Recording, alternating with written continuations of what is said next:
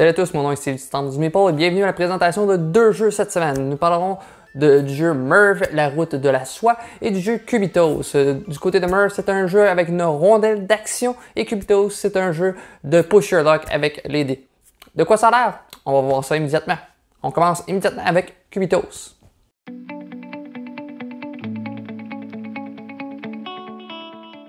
Cubitos est un jeu de John Dietler. John Dietler est un petit peu plus connu pour des jeux, entre autres comme Mysticville, où est-ce qu'il y a des petites diapositives qu'on mettait un peu, ceux qui était un deck building. Ici, c'est dans un tout autre genre, un petit peu comme son jeu Space Base, qui était un petit peu champ gauche sur ce qu'il fait. Cubitos, c'est un jeu qui ressemble beaucoup au Charlatan de Belcastel, dans le sens que c'est tout simplement un push your luck. C'est que vous allez lancer des dés et à un certain moment, vous devrez prendre une décision d'arrêter ou de continuer.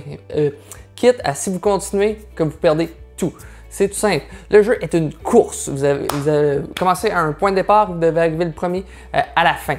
Vous allez avoir 9 dés au départ, vous allez les brasser. Ces dés-là ont soit une face avec quelque chose et tout le reste est vide. Des fois, il y a 2 faces, des fois, il y a 3 faces. Les dés de départ, je vous le dis d'avance, bien sûr, ils ne sont pas très bons. Vous allez brasser ces dés-là vont vous permettre d'avancer sur la piste, soit acheter des nouveaux dés. Les dés ont 7 couleurs différentes, mais il y a plusieurs cartes disponibles pour chaque dé. Donc d'une partie à l'autre, les effets seront complètement différents. Ça peut aller de faire plusieurs pas, avancer très vite, comme il y a un dé que je crois il avance de 4 cases, mais il y a une seule face de dé, donc vous avez une chance sur 6 seulement de l'avoir. Il y a d'autres dés que vous allez avoir 3 faces dessus, mais qu'une face, vous perdez ce dé-là. Par contre, ce dé-là vous rapportez beaucoup d'argent pour acheter plusieurs dés. Donc, une belle mécanique. Mais comment on joue à ce jeu-là à la base? C'est, vous prenez vos 9 dés, vous les brassez, et tant que vous n'avez pas 3 faces sur tous vos dés, vous pouvez rebrasser tout le reste. À chaque fois qu'il y a une face, vous mettez le dé dans la zone activée, il va s'activer pour la ronde. Quand vous avez 3 faces sur vos dés, vous pouvez décider de continuer de brasser tous les dés qui n'avaient pas de face. Par contre, si vous roulez tous les dés et tous les dés n'ont aucune face, vous bustez comme dans le jeu. Qu'est-ce que ça veut dire? C'est que vous prenez tous vos dés qui étaient actifs, vous les mettez dans la pile de 10 cartes dans le fond, et le reste, vous décidez si vous allez les réutiliser au prochain tour ou vous les mettez dans la pile de 10 cartes.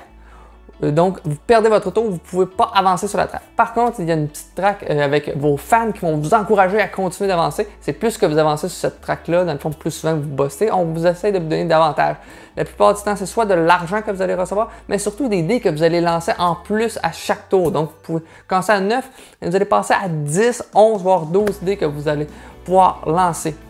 Sur la piste, qu'est-ce qui est très le fun? Il y a plusieurs cases qui vont vous donner des bonus, soit de l'argent, soit des mouvements d'extra, doubler vos mouvements, soit de l'argent qui vont pouvoir être utilisés un tour suivant. Parce que l'argent que vous avez sur vos dés sont utilisés dans ce tour-ci, mais ne se récupèrent pas pour la prochaine ronde. Un peu comme dans les charlatans de Belcastel. Un autre principe aussi, comme dans les charlatans, comme les queues de rat, il y a un certain moment, vous traversez des lignes rouges. Donc, si vous êtes en arrière de 2 lignes rouges du premier joueur, vous allez lancer 2 dés dans la prochaine ronde de plus. Donc, un bon moyen de rattrapage. Le jeu aussi offre 4 pistes différentes qui sont vraiment quand même différentes. Il y a des tuiles avec un petit peu plus d'eau. L'eau, vous ne pouvez pas y aller. Sauf s'il y a une carte que vous avez mis pour un dé qui vous permet d'aller vous déplacer dans l'eau. Donc, une rejouabilité vraiment grande. Je crois que c'est le jeu qui va peut-être mettre les charlatans de Belcastel de côté. Le jeu est présentement juste en anglais, mais le jeu offre est tout sur la table, donc il n'y a rien de caché. Donc même si vous jouez avec vos enfants, vous pouvez tout simplement leur expliquer et ils vont bien comprendre le jeu. Donc c'était Cubitos, un excellent push your luck.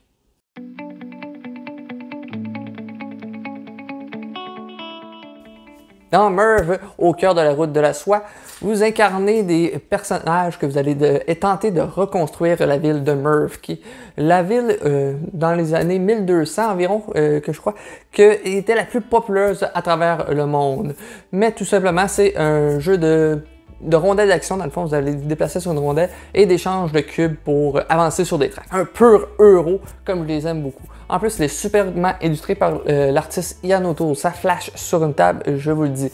À votre tour, c'est simple. Vous avez un petit meeple sur une petite track. Vous allez l'avancer sur une des 5 cases. Une fois que vous avez choisi votre case, vous allez activer un building sur une rangée. Vous allez déposer votre building, récolter la ressource indiquée et faire l'action de la case.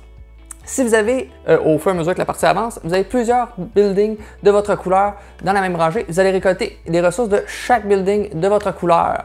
Donc, vous allez tenter de faire des rangées pour avoir le plus de buildings dans une rangée. Par contre, si vous pouvez activer les buildings aussi de votre adversaire, rien ne vous empêche de ça. Plus il y en a lui dans sa rangée, plus vous allez en bénéficier. Par contre, l'emplacement que vous avez sélectionné va lui donner une ressource en contrepartie. Donc j'aime ça, une petite interaction, mais positive, puisque plus que lui il en fait, mais vous pouvez en bénéficier aussi, mais en lui donnant en plus un petit bonus. Donc ça va être ça sur 3 rondes de jeu. Il y a 4 actions que vous allez faire par ronde, donc seulement 12 actions. Un jeu où est-ce que chaque action sera très importante de rentabiliser vos actions. Les actions possibles, c'est tout simplement de monter sur 6 tracks. Il y a une track de la mosquée, elle est tout simple, elle va vous donner de plus en plus de bonus plus vous avancez. Elle coûtera de plus en plus cher par contre, mais cette track-là, je vous dirais, est celle qui est facile à faire beaucoup de points au début des parties. Par contre, cette track-là sera un petit peu moins visée pour les points, mais plus pour les bonus, plus que vous allez jouer à ce jeu-là, parce que vous allez maîtriser les autres tracks. Vous allez avoir une track de la bibliothèque qui va vous donner des petits parchemins que vous allez pouvoir multiplier des points plus que vous en avez, mais aussi réaliser des objectifs, parce qu'il y a certains objectifs qui vont être réalisés. Par contre, qu'est-ce qui est le fun du temps? C'est si vous voulez avoir accès à certains objectifs, vous allez devoir augmenter sur la track d'influence. Comment on fait la track d'influence? C'est en construisant des murs autour de la ville de Merv. Cette track-là, quand vous allez les poser, plus que vous protégez de buildings sur la map, plus vous allez avancer sur cette track-là. Mais si vous protégez des buildings adverses, vous allez monter encore plus vite, donc une interaction encore positive. Mais pourquoi on voudrait protéger la ville de Merv? C'est qu'à la fin de la 2e ronde et à la fin de la 3e ronde, il y aura des attaques des Mongols sur la ville et ils détruiront les buildings. Et plus vous avez des buildings sur la ville de Merv, plus vous allez faire de points de ronde en ronde. Donc c'est important de les protéger. Mais si on protège, vous allez protéger vos adversaires, mais ça va vous permettre d'augmenter sur la track justement pour les protections, j'ai oublié le mot. Donc, il y a ça. En plus, plus vous avancez sur cette track-là, vous allez pouvoir acheter plus facilement sur la track des caravanes. Parce que les caravanes vont vous donner des petites épices sur celle-ci. Mais par contre, au début, vous allez pouvoir en avoir qu'une seule, alors que ces cartes-là vous permettent c'est un set collection. Plus que vous en avez des différents, plus vous allez marquer de points à la fin de la partie. Par contre, si vous en avez des identiques, vous allez avoir des bonus en cours de partie, comme des cubes, pour pouvoir les échanger sur d'autres tracks de plus. Il y a ensuite le marché qui est tout simplement où est-ce que vous allez récolter des ressources plus rares. Ces ressources plus rares vont vous permettre de réaliser des objectifs en cours de partie qui valent quand même beaucoup de points. Donc, il y a finalement la track justement du palais. La track du palais va vous permettre de scorer en fonction d'où est-ce que vous sélectionnez, où vous mettez vos assistants. Sur celle-ci, vous allez marquer des points plus que vous allez avoir en allemand. Comme si vous prenez celui des parchemins, plus vous allez avoir de parchemins, plus vous allez marquer de points en fin de partie. Donc, c'est l'essentiel du jeu. Il y a aussi des petits chameaux que vous allez récupérer qui vont vous donner des petits bonus en cours de partie. Mais c'est un peu euro qui est fort sympathique avec surtout une interaction positive que j'aime beaucoup dans ce jeu. Donc, c'était Merv au cœur de la ville de la soie.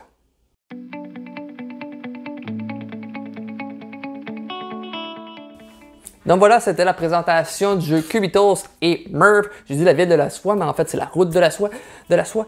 Présentement, ces deux jeux-là ne sont disponibles qu'en anglais. Les deux jeux n'ont aucun texte sur le jeu, sauf Cubitos qui a du texte sur les cartes. Mais comme je vous ai dit, vous pouvez les dire à tout le monde et que tout le monde va être au courant. Je ne sais pas s'il va y avoir des versions françaises. Du côté de Merv, c'est un jeu de 1 à 4 joueurs avec un solo disponible dedans qui est vraiment excellent.